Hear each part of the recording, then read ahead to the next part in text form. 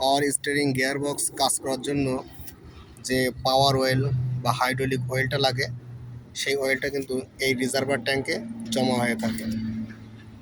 দেখুন এখানে এই রিজার্ভার ট্যাঙ্কে দুইটা দাগ দেওয়া আছে। উপরে একটা দাগ যেখানে লেখা আছে MAX মানে ম্যাক্সিমাম, এবং নিচে এই যে আরেকটা দাগ যেখানে দেওয়া আছে MIN মানে মিনিমাম। অর্থাৎ এই যে দাগ দেওয়া আছে এই দাগের উপরে রাখবেন না এবং এই দাগের নিচে যাওয়া যাবে না।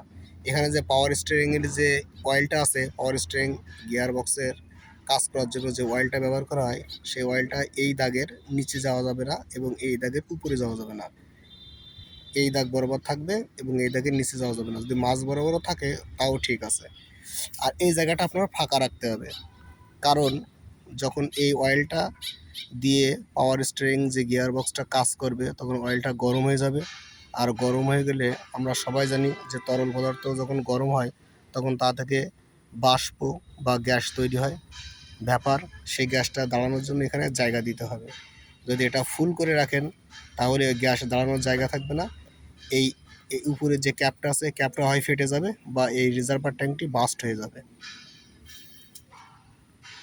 এমন আরও টিপস পেতে চাইলে আমার চ্যানেলটা সাবস্ক্রাইব করে রাখুন এবং লাইক বাটন একটু লাইক দিবেন।